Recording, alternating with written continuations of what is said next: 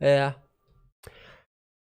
A minha falecida mãe provavelmente estaria entendendo o que tá acontecendo. Por quê? Porque eu já era um cara que ficava tentando fazer gracinha pra ela. Ah, Eu já era esse cara. você queria a aprovação dela. Um pouco, mas é a risada no geral. Ah, é? É. Eu ficava tentando. Ó, tinha um comercial na época, e eu vou falar aqui, já vou deixar claro que é um bagulho errado, tá? Tá. Mas na época tinha um comercial que tava, quando eu era muito pequenininho, que era de um cadeirante, que ele falava sobre o cigarro, como era prejudicial o cigarro. E aí ele tava, tipo, de cadeira de rodas por conta disso, etc. Eu, com a minha inocência de criança, imitava ele. Eu só imitava ele. Só que ele tinha as limitações dele. Ele falava assim, sei que, não sei que, não sei que, não sei que lá. Era uma coisa meio assim. Sei. Mas muito pela condição do... Que até pode ser um bagulho para as pessoas que fumam pararem de fumar. Esse papo aqui. Mas daí ele tinha as limitações dele. E aí eu, com a minha inocência de criança, eu ficava imitando ele, mano. E a minha mãe passava mal de rir por não entender essa porra. Como é que esse moleque, do nada, resolveu imitar um comercial, que era um comercial, se eu não me engano, do governo, que era anti-tabagismo e etc. E do nada eu peguei essa porra e comecei a imitar. Mas sei que, não sei que, não sei o que. Ela Não sei o que. ria? Eu falava exatamente o que o cara falava. Inevitavelmente ela ria porque, tipo assim, caralho, como é que esse moleque pegou um comercial, que é uma parada meio séria, e resolveu imitar. Pelo absurdo, mano.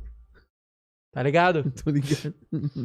E a minha mãe entendia que, tipo assim, hoje, se ela tivesse vivo e ela visse eu tomando chibatada da Mel, ela ia falar, tá, meu filho, sacou? Que do caramba. Que doideira, mano. E uma das paradas que eu mais queria era ver minha mãe vendo minhas paradas, tá ligado? Rindo. Rindo. Hoje, assim, vendo que o bagulho tá fluindo, mano. Que as pessoas estão curtindo, que estão assistindo. Porque ela... Moleque, eu vou falar um bagulho aqui que, caralho... Foda-se, que... Eu falei assim, porra, esse é o podcast de chorar, né? É pra você. E foda-se, eu não...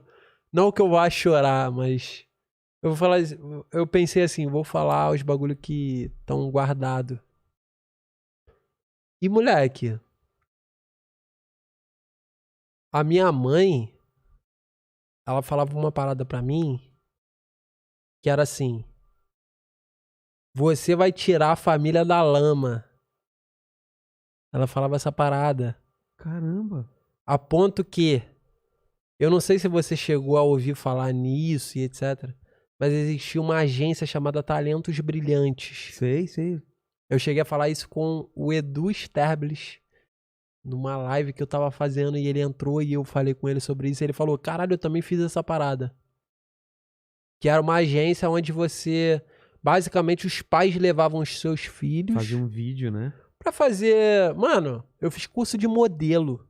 Eu sei me posicionar numa passarela. Porque eu fiz essa parada. E quem me levava de metrô, trem, metrô, porque era Realengo, Botafogo. Então eu tinha que pegar trem, eu tinha que pegar uma Kombi, que era uma Kombi daquelas que puxava a porta assim, ó. Rau! Puxava no barbante assim, ó. Rau! Fechava na força. Eu pegava essa porra, ia pro trem, pegava o trem sentido Central do Brasil, da Central do Brasil eu pegava sentido Botafogo. E aí eu chegava nessa agência, que era uma agência de atores mirins e etc. É. E aí ela me colocava nessa parada porque ela tinha essa visão. Você vai tirar a família da lama. E era muito maluco, porque eu sou baterista. Eu comecei com 14 anos a tocar bateria. E ela comprava prato pra mim. Não, eu vou comprar prato. Porque o prato rachava. Eu comprava um prato custo-benefício Sei. que ele não tinha o material de... que era B20. Que era o material que você dá uma baquetada e o prato dá um certo tremelique. Dá um certo balanceado que não faz ele rachar. Era um prato mais duro. Que não vale falar a marca, mas... Brau! E aí ele não tinha a malebolência Sei. necessária e ele rachava com facilidade. Mas ele era caro pra gente, tá ligado? E a minha mãe falava assim, rachou, compra outro. Ela me dava força pra qualquer merda que eu me Porra. metia, tá ligado? Artística. Entendeu, mano? Cara, que foda isso. Muito foda, mano. E aí ela me levava lá em Botafogo e eu Seu fiz pai? curso de modelo. Meu pai também comprava o barulho dela, assim, mas Comprava? partia muito dela. Ele comprava o barulho dela, tanto que muitas vezes ele me levou lá. E eu falava pro meu pai, mano, eu fiz teste. Cara, isso é muito maluco. Mas eu fiz teste pro filme Tainá 2. Por causa do Talentos Brilhantes. Sei. Que eu ia ser um molequinho meio nerd que... Porque era tipo uma indiazinha que conhecia um moleque que tinha acesso à tecnologia, era meio nerd, era meio... E eu fui lá fazer. Era o meu perfil. Um moleque branco, que tem acesso às paradas.